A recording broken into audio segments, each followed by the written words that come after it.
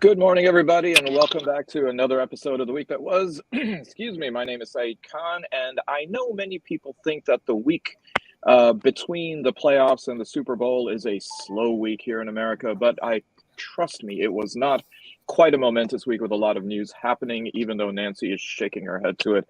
I don't know if that is an affirmation or if I'm she agreeing is just with you. commenting. No, it was not a slow news week. That's my agreement. Then my other option B was that you were just simply shaking your head in resignation of the state that we're in, not just the State of the Union. Well, joining us today to go ahead and provide their commentary is, as usual, attorney Steve Fishman. We have pollster Ed Sarpolus. We have retired Detroit homicide detective Ira Todd. We have veteran journalist Nancy Derringer, and we have, of course, co-founder of Deadline Detroit, Allan Lengel. So, to use the palindrome we just came up with, POTUS SODUP, the President of the United States, State of the Union post-mortem. What are everybody's thoughts about that speech? I'm grading on technical merit and also artistic impression here. I'll say real quick. I think people were impressed by the energy level there, the assertiveness there, the interplay with the booing Republicans. I thought it was a pretty impressive. There was some criticism. There could have been more talk about China, about the border, but all in all, it was a pretty impressive, delivery, and it certainly sets the table for him if he plans to run, which by every account he is planning on running, which I don't know if it's the smartest thing, but well, I do believe that the country now has to dip into its strategic reserves of B12 because they were maxed out for Biden during the speech. But I don't know, that might just simply be a rumor going around. Well, okay, Ed, what do you think? I mean, here we have somebody who's got approval ratings of about 43%. But it seemed as though his speech was well received. I guess the question has to be, what did he say? What did he say is what he was supposed to say. Listen to this. Fox News approved of it. Donald Trump approved of it. Okay. All his detractors approved of it. One, he learned from Bill Clinton. Speak with small measures. Don't talk about big ideas. Show them what you're going to do. And I am running for office, but you don't know it. And I set you up because I planned all these rebuttals to me during the speech. Okay. Nancy. I feel a little bad answering. I'm here. I'm here. Do you hear me? Yep. Okay. I feel a little bad talking about this because I did not watch the speech. I had never, ever watched the State of the Union because I can read the text of it the next day. And it is it is like Oscar night for nerds. There so many takes on it and so many Twitter clips or clips of the high points on Twitter that I don't have to sit there for 73 minutes and watch people jump up and down out of their seat. But I did pay attention to it and I did read it. And it was a good policy speech. You know, he hit the notes that he needed to hit. I think the stories coming out of it are about the shenanigans that went on during it, which is, Marjorie Taylor Green acting like an idiot, and various other Republicans, clamoring for camera time by acting up on their own. So, fortunately, that became the story. But what about that, Nancy? I mean, you didn't watch the speech, but you read the transcript. Do you think that if you would have watched the speech in real time, it would have seemed different? I mean, I know you can catch it on C-SPAN on demand, but just what I like to do on the weekend is watch C-SPAN on demand. It hit differently reading it, but at the same time, I already knew what had happened in the crowd during the speech, and so I kind of had to keep that stuff in mind. Okay, Fish, what did you think of it? His comebacks were very good. Go ahead. Okay, I thought two things. The first thing was, I don't know in the history of the country there's ever been in the warm up to it, all anybody was really talking about was how he would appear, how he would present himself, because he's 100, and was he going to look like he was 100, or was he going to actually present himself in a good way? That's why I'm fascinated with what Ed might have found out in his polling. The second thing is, the morons in the Republican Party, could they have done more for him than what they did? I mean, to me, the absurdity of the way they behaved, and I thought he did a good job responding to them. He almost sounded like an adult instead of a 4-year-old. But between the two of those things, I think he came out okay because he looked like an old man, but he didn't sound like an old man. And they helped him by acting like assholes, and it gave him a chance to be the grown up in the room. And I'd say I'm interested in how people saw it when they're polled. What did they think of that? Very quickly for you, the poll numbers jumped up to 60% support for Joe Biden's agenda and what he was talking about. And number two, the biggest gift was the governor of Arkansas. She couldn't have done a better job to help Joe Biden. Right. Oh God! Yeah. Yes. We'll get to Sarah Huckabee Sanders in a minute. Ira, what do you think about this this whole idea that the State of the Union is now no longer a monologue, but it turned into a dialogue? I mean, Biden was in real time counterpunching what was happening from the cheap seats. Yeah, he was. What I like the same thing. It's good seeing an adult in the room. You know, the 4 years of Trump was just like a bunch of childish behavior, and I think Biden did a good job of fending some of that stuff off. You know, it was clear and concise. I mean, even people like me understand some of the things we're talking about in terms of politics and some of the accomplishments like that. But I think the biggest thing is just seeing him handle those children on the other side. You know, it's good to see somebody with wisdom, somebody with knowledge, and somebody who's been there for years and acting like an adult. And that's what I think people in our country want to see. We want to see some real, you know, some real, I mean, genuine professional adults in the room, just basically. Well, I mean, Anne, who's a regular viewer, just chimed in and said that, I mean, basically agility over age here. And so really pushing back on the ages in the room. I'm not sure if that has actually completely ended the debate. Even this morning on NPR, it seemed as though people were still looking at the fact that if Biden runs and wins, he'll be 86 at the end of his second term, slowly approaching the age that Steve thinks he is right now, and that what are going to be the implications of that? Is this going to be the issue that the Republicans are going to use, that they're going to use as a cudgel? I think Huckleberry Finn, Hucklebuck, right? Hucklebuck, Governor Hucklebuck, she was trying to suggest that it's time to bring in the new, all that kind of stuff. I think that's the theme. I think the Republicans are going to work on that. And, you know, frankly, look, he's had a fairly successful presidency so far. I mean, it hasn't been horrible. It's been good. And I think, but the age thing concerns Democrats as well. It's just, you know, he looks frail at times, even though, you know, during the speech, he looked great. He had some power there. It looked like he had a blood transfusion or something. He was really, you know, he was in the game. Can he stay in the game? Apparently, I mean, who in the hell at that age wants to work that hard and have that much of a burden? You know, most people don't. But the fact that Mick Jagger, yeah, right. Okay. I mean, some people never plan to retire. They want to die, you know, in their office or whatever. Which to me, by the way, is a little bit of the problem. You have to kind of think about that. Not so much now, but like what Saeed just said. You start getting to be 84, 85, you got to make sure that the person that you have as your vice president is somebody that's really kind of ready to do it. I don't know about Kamala or whatever, but I don't think it's ageism to comment on the fact that a man in his mid-80s could be the president of the United States.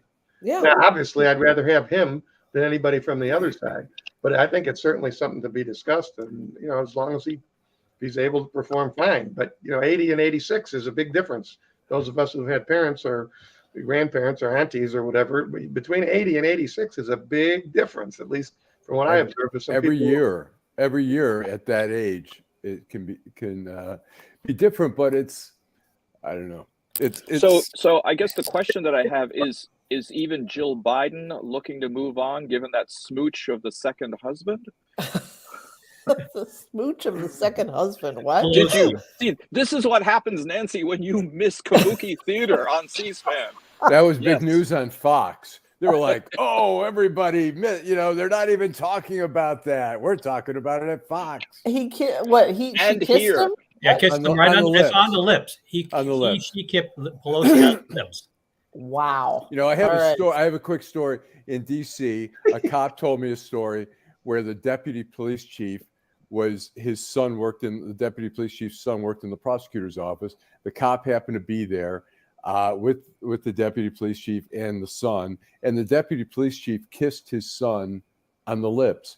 And then the deputy police chief turned to the cop, and the cop said, "You can just shake my hand, sir." You mean he didn't say it? It was you, Fredo. I knew it was you. You know. But going back to this, the key thing, going back to Steve's thing, the fact there's already talk and there's already lobbying to protect Kamala Harris as his VP. The discussion, does he keep Kamala because of what you talk over 80 years of age? That's been a growing pattern. The lobbying's already started what to do with her. Well, that's the issue, I think. Kamala Harris is not a strong vice president. I think people would feel a little bit more comfortable if there was a strong vice president, but she's lost staff. She doesn't have a lot of gravitas there in that office. She's not a strong vice president. I think that's a concern there. If we had somebody really strong, then people would feel a little bit more. The office is kind of designed, though, to make the vice president. Got to run. Who else? Sorry, go ahead, Ira. What? Yeah, that's what I've been trying to say the whole time. Who else do we have to run? Yeah. Who else do we have right now? And it's a shame we only have this older man and this woman that nobody really likes a lot. That's our pick for the Democratic Party. Who else do we have? And I don't see. I think here we have Josh Shapiro out of Pennsylvania, but he just got elected. That's true. One other thing to help you with Kamala, she's already working on she's already reached out to the Black community in Michigan because her biggest issue when she ran for president last time is that she lost Black males very quickly. She's now have a whole campaign around research and outreach to Black males and taking on their issues. So to talk about her seriousness, she's already doing outreach across the country with trying to reach out to Black males. Well, one thing that happens, is the perception that if a vice president is weak, it usually means that the president is strong. So are we to infer then that Biden is actually strong? And if so, then is that going to be a problem if either Kamala is kept on the ticket? Or would somebody prefer, as Fish said, that with Biden's advancing age, that you need perhaps now to have in a second term a stronger vice president leading up to 24 and then 28? As long as Biden makes no falls or loses a balance or falls down the stairs or does something about Jerry Ford, I think he'll be okay. But if anything shows like he slips or falls, even like Hillary Clinton, where she couldn't even handle herself getting out of a car, that's when the debate will begin. Mm-hmm. I'm sorry, Hillary Clinton, what now? There was a fall when she was getting in out of a car back during the 2016 race. Was that the time she had the flu? And she was at probably, but they played it up. They played it up pretty big. Yeah, I was just gonna say she had like 103 degree fever and showed up at the dedication of the 9/11 memorial, and I think she kind of like staggered a little getting back in the car. So I remember this. Okay, fine. It doesn't get serious till 104, Nancy. Okay. All right. So what about then the Republican response? There's really two that we can talk about. One, which we touched on briefly, which is inside the chamber with people like Marjorie Taylor Greene. And then even Speaker of the House, Kevin McCarthy, behind, vacillating between shaking his head and then also trying to shush the Republicans into some level of docility. You've said that the optics perhaps weren't good, but it must be playing to somebody in the base. Well, the story about Marjorie Taylor Greene's rise and refusal to go away, even though she's done nothing, is, at least the conventional wisdom is that she doesn't need big donors because she has a million little donors, right? And the little donors aren't interested in, Representative Greene, what sort of policy have you worked on in the last 2 years? What they're interested in is her sticking it to the libs. And by that measure, mission accomplished. She made a fool of herself, but did you see that outfit she was wearing? What the fuck was that thing? Right. $400 coat. Yeah, exactly. You know, she's wearing the all white and the fur coat, and she knew she was going to be on camera.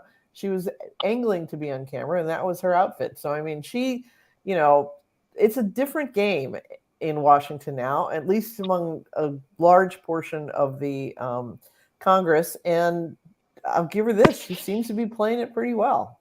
But she is The making best. one thing to note is she's starting to give herself an out. She's starting to complain is that she's not making enough money.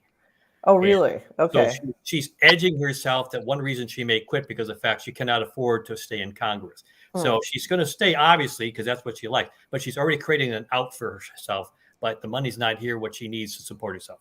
Okay. I think that if her grammar was better, she could co-sponsor a bill to allow Congress people to have NFTs, and then you know, she could go ahead and make a killing on that. Well, another major area that President Biden did touch on in the State of the Union address was police reform. There are some critiques that he left it kind of ambiguous. He said twice, "do something." Now, I don't know if he said "do something" or if he said "do something." But either way, it seemed as though it was wanting for details. Ira, what did you think about the president mentioning this? I mean, after all, Tyree Nichols' parents were in I Is there, number one, a plan? And number two, what's the likelihood of any plan being able to make it through Congress? I think it's a real plan at all. I think if they really want to change the culture of police department, they got to change the whole culture. They got to start from scratch. You know, this whole thing has been in us for 40, 50. So we talk about it, and they're going to put the table in issue. Hey, Ira, you're breaking up a lot. Do you have an earphone or anything you can? No, I don't. Okay, that's better. I think if you're maybe closer to your computer. Okay. Yeah, there you go. I think on the police reform issue, I think they just beat the dead. I don't think that stuff right now, but I do think we cultural. All right, you broke. Sorry, Ira. Yeah, you're breaking up there. Kind of, if there's a way for you to get an earphone or something, or just get a little closer. Yeah. Fishman, what do you think? Well, Todd and I have talked about this before. I've talked about this with many police officers who I've known for years.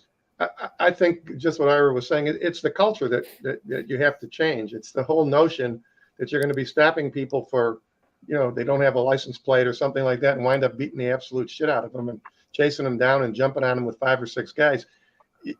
That's just not something that you can change without changing the entire culture of the departments. It doesn't mean you can't be a police officer. I mean, Todd and his crew, they were police officers and they had a lot of contact with a lot of citizens, but they did it in a way that made you could go to court and you could, first thing, nobody got killed by getting the shit beat out of them, number one. Number two, you have to go to court. They have to put up with us defense lawyers cross-examining. And why did you stop them? Did you have an actual reason? And they knew enough to know that you can't do the kinds of things of what we've been seeing all around the country. Most of these people, and I've said this on this show before, most of the people who've been killed by the cops, they were stopped for really almost nothing, selling cigarettes in New York, going the wrong way on a one-way street, not having your license plate tag. I mean, these are not things that are supposed to lead to that kind of stuff. Ira knows from his own experience. It's not that there can't be violence in the police department dealing with the certain class of citizens, but those are the ones who are out there doing criminality on a daily basis, not driving without a license or turning left where you should turn right. And I really think until that culture changes, until some of these departments start recognizing their job is not to raise money for the locality, because a lot of these smaller towns, they want them to stop people and get tickets and make money. That's just not what police officers are supposed to be in the business of doing, in my opinion. Ed, how's the polling on police reform? I mean, is there a major appetite among the public that this is an issue that might be a swing issue for the elections? Only if the Democrats don't hold on to the issue on a positive standard. What Biden was doing yesterday, we now own the police issue reform because of the fact they want to take away the tax police. Biden's done a very good job. They want to cut, protection police, the eye police. What Biden was doing, the fact that I will know the fact he's trying to appease the police officers, which he does want to accuse all of them of doing something bad. Okay. Right. And he wants to keep the police to unions. What you saw last night, The issue is strong amongst, I'm going to tell you something, in the black community, the police issue is still very high in polling in Detroit and across the state. So it's still high. But amongst all voters, the other issues of economy, inflation are still moving above it. And the other thing Democrats have a problem with the police reform thing, not because it's not important, they can't lose that college-educated woman, the woman vote on the issue of women's rights. So they have to balancing act here between those two issues. But I thought Biden was trying to look between the victim, the fact that there are a lot of good officers, and Ira, this is the first time we've had how 5 black officers now accused directly in the case. Right. So he has to balance the whole issue, a racial issue. The cops, don't lose their support, and the families that were taken. This was a very unique case here. I have a question for Ira. What kind of impact, every time we see an incident like this, what kind of impact does it have on the police officers, and what kind of impact do you think it has on the community when the police officers interact? Are people more freaked out? What's the impact? I think the community, they get a little more frightened, because they see it's happening now. I think we seen 5 black officers do the same things we've seen white officers do for years. It's kind of taking a race issue out of there because it's more of a cultural issue than anything else. And I think law enforcement realized, especially guys from my generation, realized that it was a physical job. When we came on the job, we were taught to do those things. People want to ignore the fact that was part of the training. And part of the training is in law enforcement, you learn the stuff in the academy. And as soon as you step out of the academy, the first thing you learn is from your supervisor now. This is somebody that's training you and teaching you, somebody to admire because he's been on the job a long time, is saying everything you learned in the academy, throw it out. Now you're going to learn the street stuff. And then we're going to go out here and take the streets back. Those specialized units, that's all I've worked majority of my career. Out of 30 years, I did about 33 years in specialized units. And most of those units, they created because, look here, Scorpion units, gang squad. They want these warrior type units to go back and take the streets. And what they don't tell you behind closed doors, you have supervisors, sergeants, all the way above to commanders, and the chief has to know. Like the black ops police chief that came on there, female chief that said, hey, look, I'm so appalled by this. I'm sure she was. But she had to know that somebody told those guys, go take the gloves off, take that area back. And then what you'll have a group of immature officers or officers that's not seasoned enough or haven't been through enough or seen enough that take it a little too far. Like I always say, we go after the bullies, then we become the bullies. So it's a cultural thing, and it's something that's bred in us. It's something that's taught to us. It's something that's learned. And even when you saw the guys like fist bumping afterwards, and some of those guys may not even condone that. But in that culture, you better step up like I'm part of this. Yeah, you whooped that. You know what? You did this. You did that. It seems like the Scorpion unit, like many of the units that you've talked about, each time they go out there and beat some ass, it's a feather in their cap. It's like, hey, watch out. The Scorpions are here. Watch out. The gang squad is here. Back off. And I understand what you mean by feather, but what it is, it's a tone you setting out there. We used to saying that if a guy got smart with us, we was call it, if they staring at you too hard or they trying to punk you out. Well, sometimes we smack the dog, out of them for the next cop. We say, what? We're going to show that you, for the next cop, you're not going to disrespect me because I don't want you to disrespect the next cop. So a lot of this stuff is learned behavior. A lot of this stuff is, cops, you go in there, you take names, you tell them something to do one time. They don't do it. They hit you. You send them to the hospital. A guy tell you he's not going to jail. You tell him he's right. He's going to the hospital. We got to change that whole culture. We got to quit hiding behind that blue curtain and say, oh, this stuff don't happen. It happens all the time. And it's actually, the orders are coming from above. So, all this stuff, these police chiefs, and they'll sit back and go, oh my God, I can't believe this sometimes. As long as the stats are going down, you can go out there and put hands on people until people get tired and they say, wait a minute, enough is enough. And what's going on right now, we see all these cameras out here. People are actually seeing what's going on, but it's been going on even before my time. And I've been seeing it going on for 35, 40 years. I was doing work for the city of Detroit back in the late years of Mayor Coleman Young. Even he addressed, remember in his later years? Yes. After those incidents with the firecrackers, he didn't want this big sticks. He wanted the clubs. I remember when Coleman's office saying he was trying to confront that just before he left the mayor's office with the police force. Yes. I remember seeing that on TV. Oh yeah. We used to have secret missions like Operation Crackdown Wraparound. And they would literally go out there and say, look, go take the streets back. Sometimes they didn't even care about arrest. Go take it back. Let's show these guys that we're the biggest gang in the city, gang squad. So that's what I'm saying. You know, these people, they hide behind the culture, but they created the culture. You know, those Nancy? names. No, I'm struck by those names. The what was it? Operation what? Ira? oh, Crackdown Wraparound. Crackdown Wraparound. That is a great Crackdown name for a band. You know, you can go back before that too. I guess maybe I'm the only one old enough. I mean, you know, when Stress was conceived of, before Coleman became mayor, Stress was exactly what Todd just said. Exactly that. Not only are we going to take the streets back, we're going to go out and pretend that we're a victim, and then we're going to shoot people. I mean, for God's sake, one guy shot 7 different people, only went to trial once. 7 different people he killed. And that was really the beginning in the city, at least. And then we had, when we were kids, the Big Four. Everybody, I mean, it was a pretty much all white police department at that time, but the Big Four would ride through the neighborhood, and everybody was scared because they'd grab you. They didn't give a shit. They'd grab you, throw you against the car, even if you were doing absolutely nothing. Yeah. So when we say it's been the culture for my entire life. We had some very big legal cases with police officers out of Detroit that sort of seemed like never went away. So, yes. And the Steve point, even like the Big Four, I got thrown around by the Big Four. So guess what? Now, when I get on MACBU, Major Crime Mobile Unit, which was the Big Four in my days, guess what? I'm going to have the same behaviors those cops had on me because we're impressed by it. You know what? Yeah, them some tough cops. They tell you to move on, you move on. You had respect for that. It was the culture. Everybody said, hey, it was okay to get smacked by a cop because guess what? You probably deserved it. Right. Well, the only one of those orgs I belonged to was Detroit Rockers Engaged Against Disco. I had my WRIF dread card. Is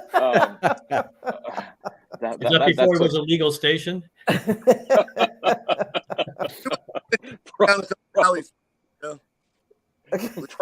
Probably. Well, I mean, on a serious note, Ira, I one of the questions that I had about this is that in many of these cases, it seems as though police unions are almost reflexive in coming to the defense and the support of police officers. I'm not sure if I've heard that regarding the city of Memphis and the police union there. I mean, I admittedly I haven't been monitoring the case that closely, but is that true? Does it seem as though the police union is a little bit more quiet for this one? I think so. And, you know, even if they have unions, some of them don't even have unions. But even if they have a union, a lot of these unions don't know what to do now, you know, because they're paying a whole lot of legal fees out of pocket. You know, you defend, you know, back in the day, you would defend cops, you know, vigorously, you know, especially if they were good cops. But now it's kind of like, you know, I would hate to be in charge, even with Fishman, during this time right now. Here's the biggest problem. And I think it affects how the unions respond as well. The biggest difference, obviously, between now and back, let's say when Ira and I went to court, is the videos. It's the videos. In those days, a guy would get charged, a cop would get charged, a cop would have a story, look, I was in self-defense or I did whatever I did.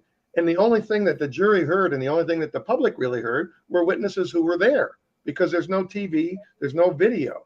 And what has changed everything, in my view, in policing, you guys go back and look, all of these cases, all these ones where you're seeing people getting beat to death or shot to death in the back, they're all on video. And it puts the unions, for instance, in the Memphis case, how's the police union going to come out and say, well, these guys haven't done anything wrong. They followed protocol, blah, blah, blah. It's all on video and everybody's looking at it. And that's the biggest difference that I see in terms of it's a good thing, I suppose, because the public gets to see what's going on. But it's bad if you're driving 10 over and a cop stops you and he wants to let you go, but he can't because it's all on video, and his sergeant and his lieutenant are going to go get in his ass when he gets done with his shift. But that's the biggest difference. That's what's changed, is that now everybody can see what happened and you don't have to just rely on witnesses who were there. What I was saying, when I represented a number of police officers, it was witnesses who came, a lot of them guys off the street. It was a lot easier to represent cops in those days because I could cross-examine them. I came from there. They knew, blah, blah, blah. And we didn't have anything to contradict it like the videos are now. There's not much you can argue with about against videos because there it is. It's like what you always say about wiretaps. Is this you? That's your voice. That's it. That's right. And even people condoned back then, even citizens kind of condoned back then, saying, hey, you know what? We hired the police to go out here and do a hard task out here. I think they kind of gave police breaks and gave them that green light to go out there and do that kind of stuff too. So I think everything is changing, you know, with not just the police culture, but citizens are changing too, the way they feel about that kind of thing too. True. Well, you know, it's coming up on 32 years since Rodney King, which certainly then immortalized the whole notion of citizen video. Not sure how much has really been able to improve from them. Well, shifting gears, I thought it is important to go ahead and recognize the passing of a giant. At the age of 94, composer Burt Bacharach has left this mortal coil. And the song Up, Up and Away, My Beautiful Balloon may not have been one that was written by Burt Bacharach and Hal David, but given the fact that there has been a wayward Chinese balloon, there's a segue for you, Nancy. Where the hell is he going with this? I was wondering when Walk On By was going to come in. Well, I think you guys are thinking maybe I should walk on by after that one. But okay, Fish. Who came up with Up, Up and Away, My Beautiful Balloon? Since you're into 60s music. Yeah, I do not know the answer to that, but I can tell you this. I didn't realize Burt Bacharach was still alive, and then I didn't realize he was 90 years old. But I got to tell you something. I started thinking about all those tunes, and the Detroit News, in their article, they had a flashback to when Dionne Warwick, 1964, when I was in the 10th grade. And you start listening to that music again. And for those who actually play music, Burt Bacharach didn't write them in C, A minor, F, G7. He had the interesting little, I mean, Stevie Wonder took it to another level, but Burt Bacharach started you thinking, Walk On By, Anyone Who Had a Heart, Alfie. When you're playing the keyboard with that, you had to think a little more than you did playing the daddy dam dam dam dam, you know. Yeah, I've been playing it on guitar. I mean, A minor 7, just some beautiful chord progressions. I mean, it seems so simple, but it really captures something. So rest in peace, Burt. And the fact that even a punk group like the Stranglers covered Walk On By shows you how amazing Bacharach was. So what do you think about the balloon? I mean, Marjorie Taylor Greene actually carried a white balloon into the State of the Union chamber. Oh, was that part of her outfit? See, I need to start watching this thing now. I can't do the transcripts anymore. I've got to actually watch the entertainment. It was good Well, entertainment. that's because George Santos stole her boa, so she needed some accessory. So, and compliment that with Saturday Night Live's view of the balloon. Bowen Wang. What a great cold opening. So, what do you think about this? Was it much ado about nothing? No, obviously. I mean, they're now saying they've recovered quite a bit of it from the shoot down zone, and they've said now that they're pretty convinced that this was a spy balloon. This was no weather balloon that was blown off course. It was a spy balloon. My question, though, is why are the Chinese fucking around with balloons when they have satellites? I mean, spy satellites are a lot harder to shoot down. In fact, I don't think anybody's ever done it because the zero gravity. Well, I learned from some military people, the United States has its own balloons. This is not new technology. Balloons get you closer to the ground, things that the other radars cannot get. And so the bottom line, the fact, everybody I've talked to, generals and retired generals, tell me the fact, balloons are never going to go away. We had tons of them in Iran and Iraq.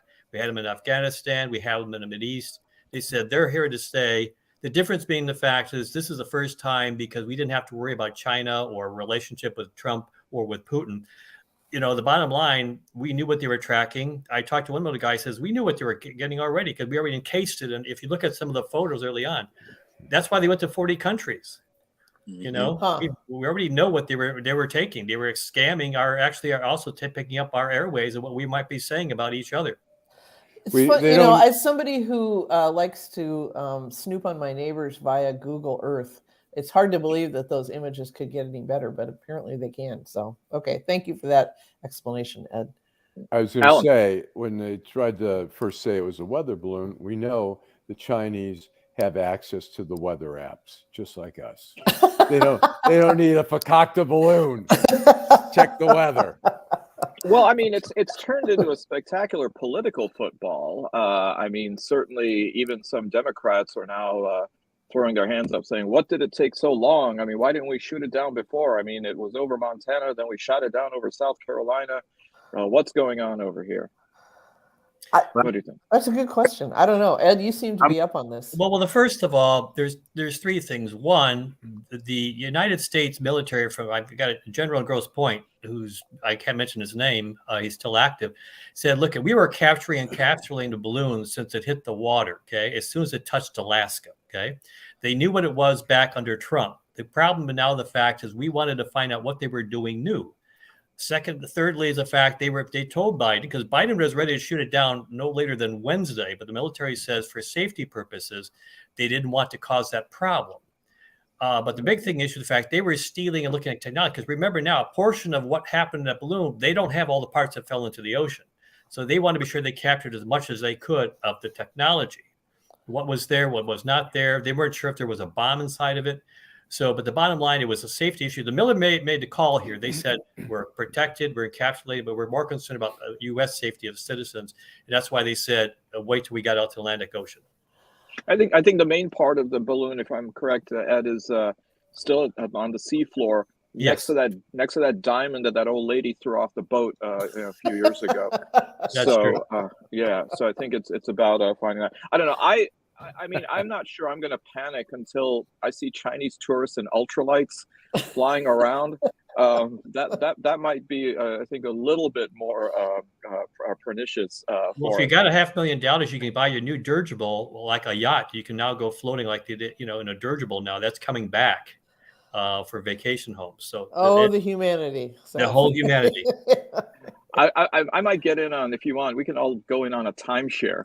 Timeshare dirigible. A blimp, a timeshare blimp. Good idea. Yeah, why not? That would be kind of cool. So I think speaking of Looney Tunes, when it comes to the political landscape, Allan, you might have a video here. Yes, I do. This is just a entertaining. Unhinged characters who've come to prominence in the political era of Donald Trump. Our next guest is probably the most enthusiastic to help him overcome his debilitating fear of machines. We have installed him inside a claw machine for his interview tonight. Joining us now from the corner of Donkey Kong and Q*bert, the My Pillow guy, Mike Lindell. Hello, Mike. Jimmy Crumble, is that you? It's me. Well, Mike, first question, Mike, is why do you think people don't take you seriously? Well, I want to tell you this, Jimmy. Remember, we were kids and we questioned these carnival games, whether they were rigged or not? Yeah, right. But when we spoke up back then, we didn't get sued, did we? No, that's right. Hey, Mike, get rid of that kid. Will you give him a toy or something like that? There you go. You got a winner. It's a big game. It's a big game. What the hell? Not since Rudy Giuliani in drag on SNL have we seen such a sporting Republican going ahead and really putting himself out to public ridicule, notwithstanding George Santos. Well, there is an issue though about people of Mike Lindell's ilk, those who were election deniers and conspiracy theorists. Last week here in Michigan, we had in front of the Pfizer headquarters an anti-vaxxer rally occurring of about 100 people gathering. And there were at least 9 Republican state representatives there, including Meshawn Maddock, co-chair of the Michigan Republican Party, her husband, Matt Maddock, who is also a representative. Should we look at the numbers as being an indication of perhaps a dwindling fervor for this stuff? Yes. Clearly the weather wasn't so bad. I mean, it could have had people come out there. Yeah, Nancy. Yes, I will say that we don't need to worry about these people anymore. First of all, I was talking to a friend of mine about COVID the other day and looked up the most recent numbers. Cases continue to drop. We're still seeing, I think, about 500 deaths a day nationwide because of COVID, but there's no winter surge this year. Last year, of course, we had Omicron and everybody had it. It seemed the test positivity rate was something like 40%. Now it's back down to practically nothing. And I feel as though if you are fully vaccinated, we know that you are unlikely to end up hospitalized or dead. And the CDC is now talking about how we may just have to have an annual vaccine for this, like we do for the flu. And at that point, I mean, the president has already declared the COVID crisis over. So if they want to run around and yell at Pfizer for the vaccine, then they're going to have to make a more sophisticated argument than Sean doesn't like it. I think what we're also hearing now is about the bird flu, that we should prepare just in case, that it's not as contagious. It's primarily within animals, but I think the template is there for how to deal with this. In 2009, a friend of mine at the Washington Post, Allan Cyprus, wrote a book on the bird flu, and he set out a scenario, which is exactly what happened with Corona, and deaths, millions of deaths, and businesses shutting down, and all that kind of stuff. And so hopefully we're smarter about how to deal with any upcoming pandemic. Oh, I don't think we're smarter. I don't think we're even close to being smarter. I mean, actually, Republicans cut money out of the budget to look forward. But we do have one COVID coming back. That's Perry Johnson running for president. So it's excellent segue there, Ed. I read where he's thinking about spending money on the Super Bowl. He is. Super Bowl ad. He already has, apparently. Yes. There was one $192,000. I thought. Sure. Wow. There was a screen capture in the news yesterday. He's got an ad that's going to run in Iowa, not Iowa markets, not nationwide. So it's going to be. I'm sure it looks as though from the look of the visual, it was a lot of the footage was recycled from his. The ad that he ran last year, which was hilarious. Well, as long as he doesn't mess with Rihanna's halftime show. Yeah, Steve. I think, and I'm interested in what Ed's polling might show on this. It seems to me that every time the Maddox or any of the other more lunatic Republicans pull stunts like this, it can only help us. I mean, it helps them. It does. And there is. Let me put it this way here: the Republican Party. And because I've got clients of Republicans that are more militant Republicans, the divisions are in creating. You see Van Patrick, more moderate in Macomb County, Oakland County is the new party chair. You've got almost no interest who's running for the party chair statewide. Their fundraising is hurting themselves. It's still there. It's not going to go away because the problem is in a primary, if Trump right now still owns 28 to 30% of the vote, if you get a crowded primary, the MAGA people are still going to get elected. So it's not totally gone in the state.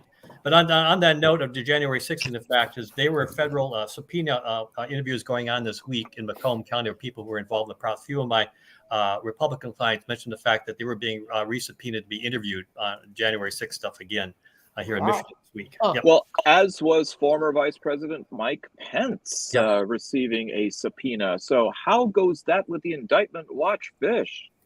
Well, the thing that I always say the same thing here, if you get a grand jury subpoena, that's different than getting an invitation from the Congress to come and talk.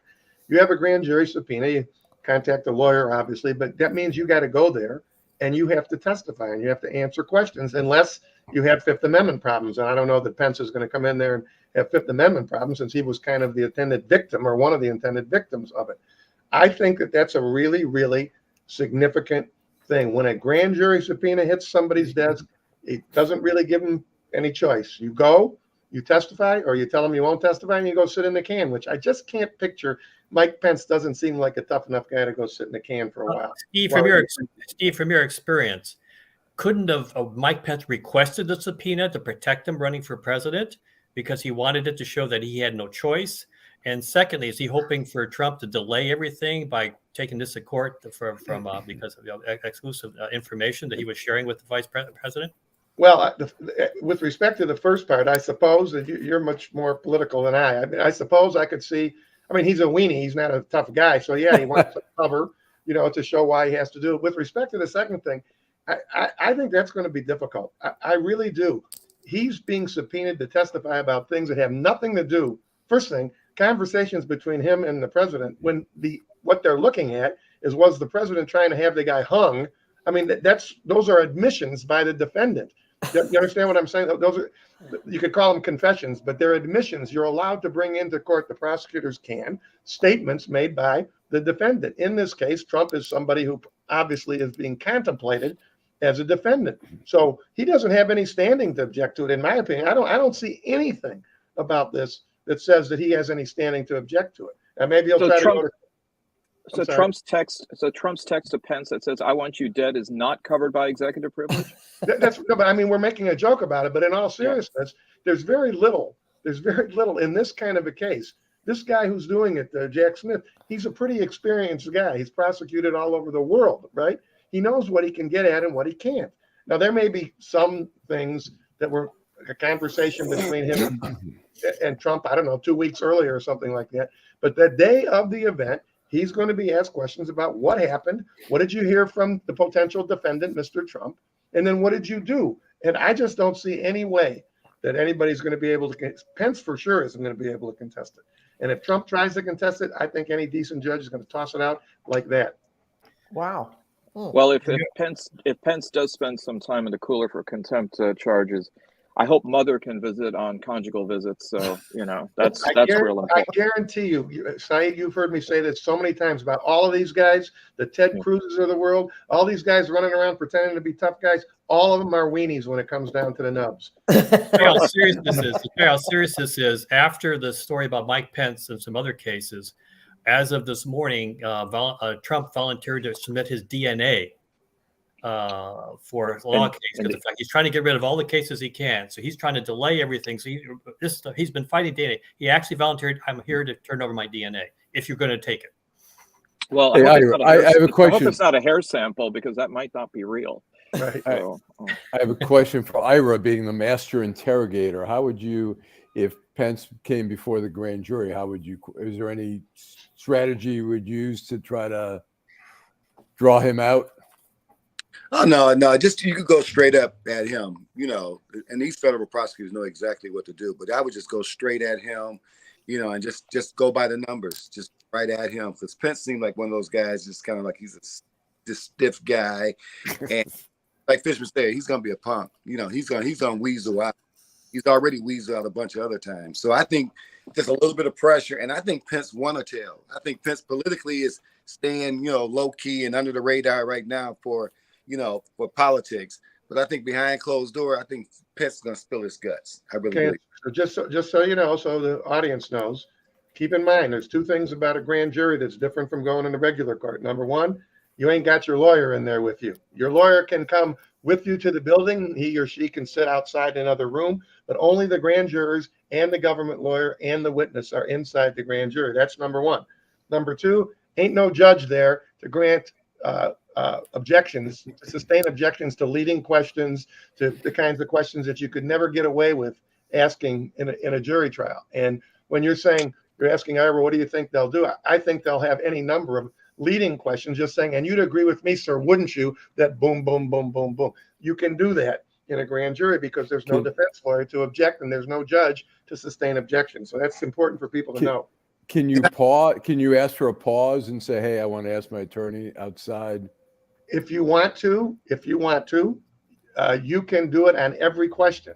But my guess is that would leak out to the press pretty quickly. And I don't think that would look too good for a guy who was the vice president of the United States, that he couldn't answer what's your name without going out and talking to his lawyer. And I got to believe, even if he pulls that stunt, even if they pull it, this prosecutor, they're going to have enough patience. Fine.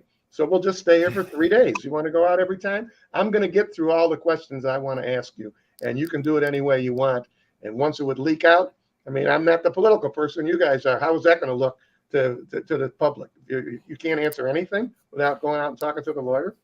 Don't some grand juries also allow individual jurors questioning, or that they're allowed to at least pass questions to the attorney? It's not some grand juries, every grand jury, federal grand jury. I've read enough grand jury transcripts, because if I'm defending somebody, I get the transcripts of the witnesses against them.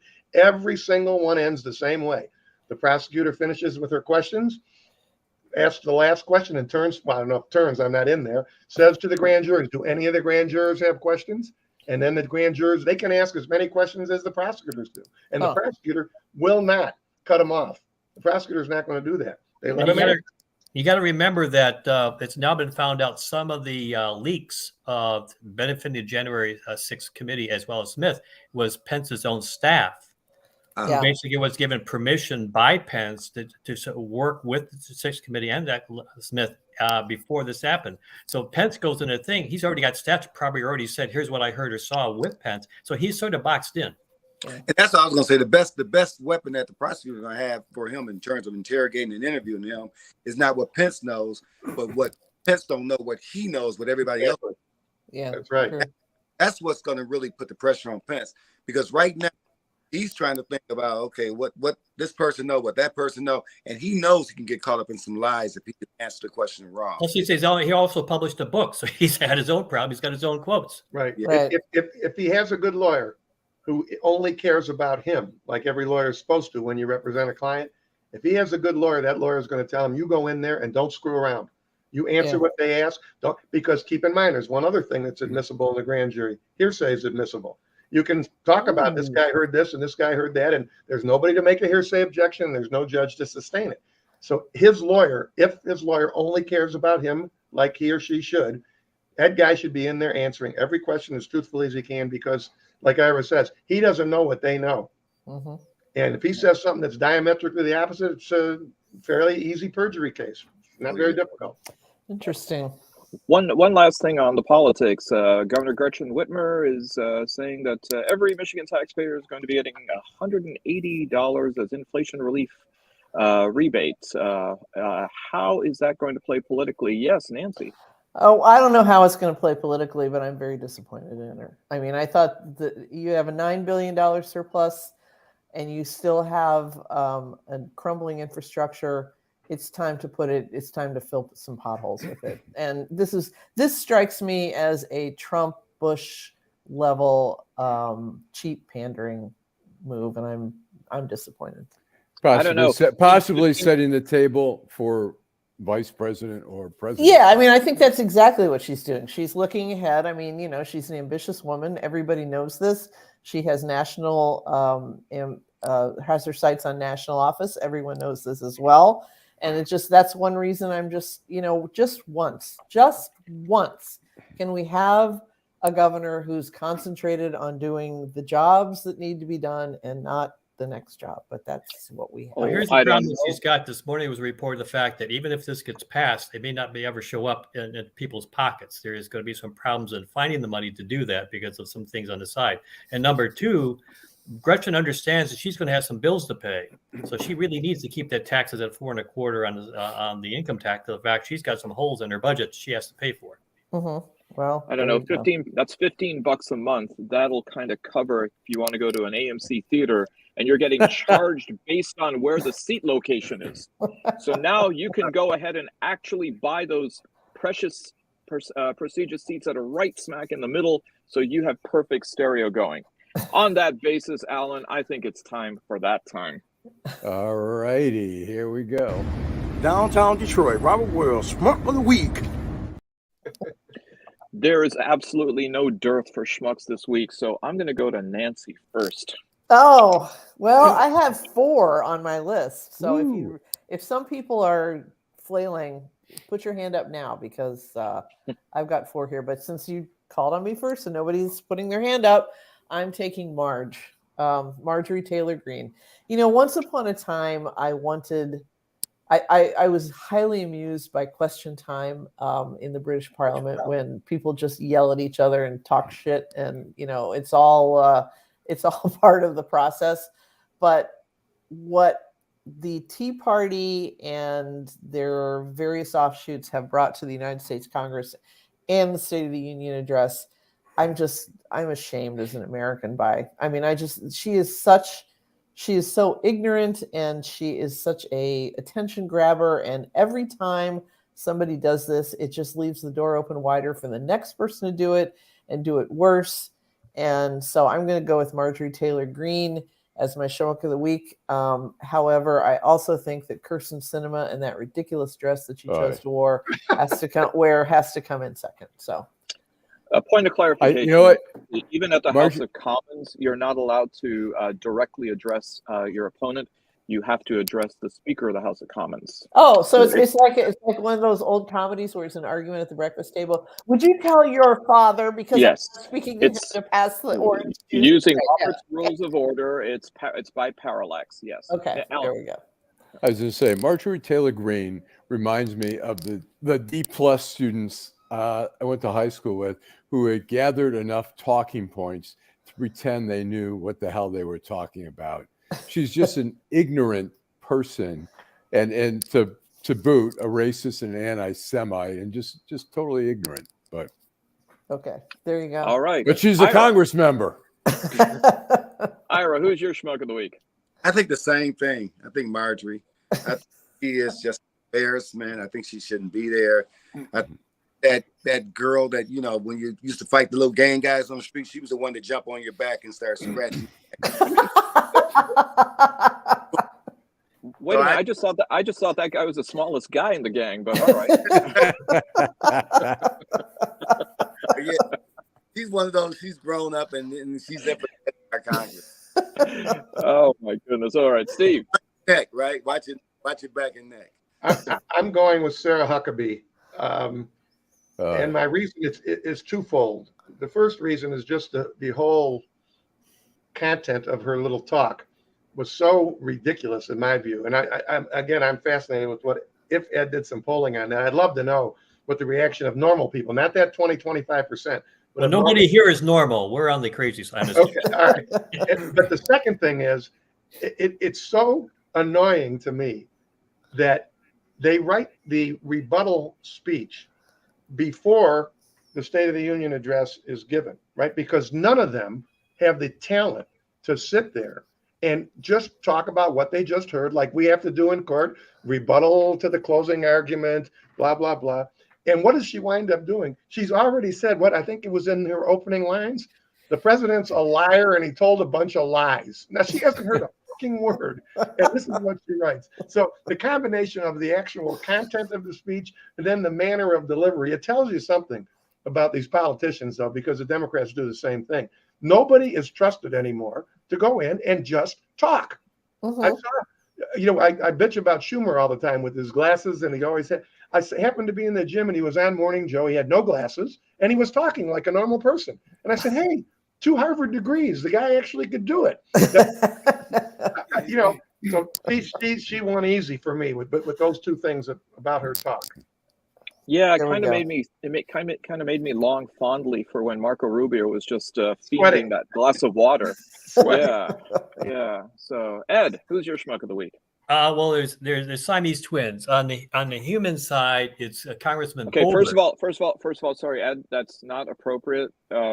It's now Thai, not Siamese. But go on. Yeah, all right. Okay. I just remember the Disney movie. I Siamese, cat. Okay.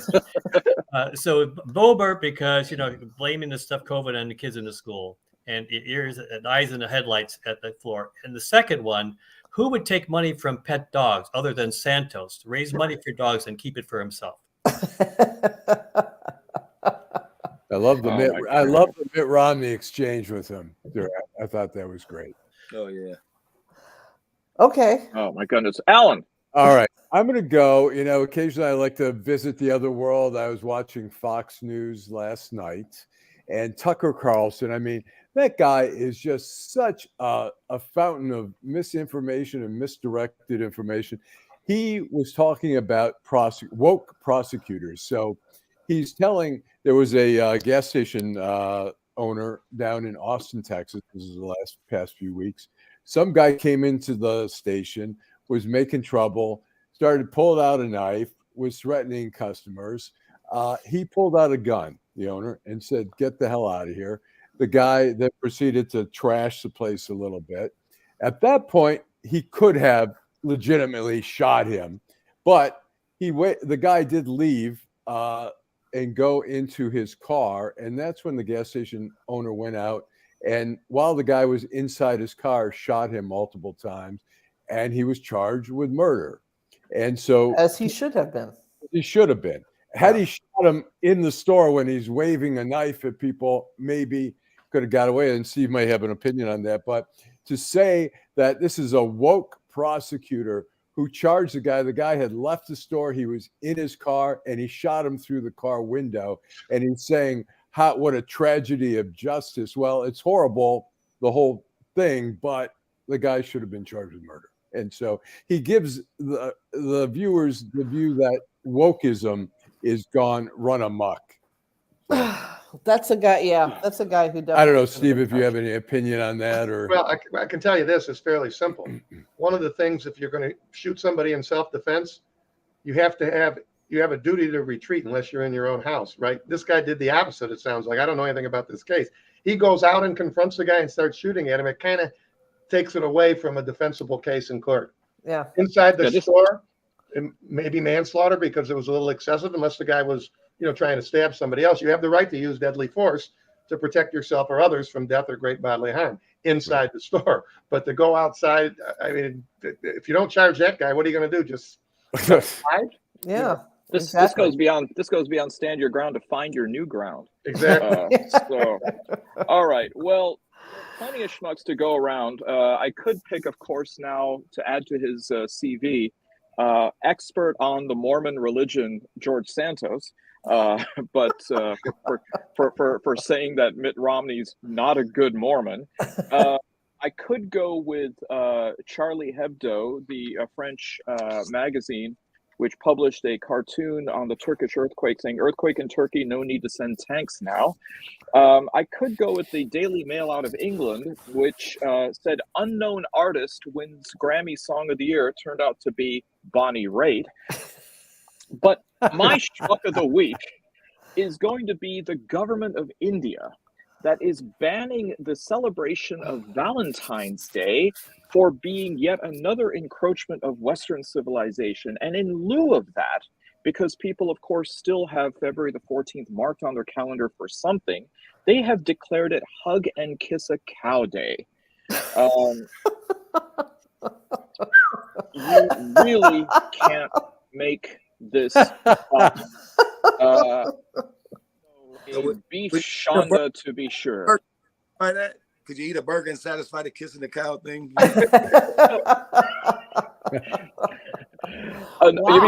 You mean an open mouth bite there, Ira? I suppose. But actually, what's interesting is that in McDonald's in India, they do not source beef.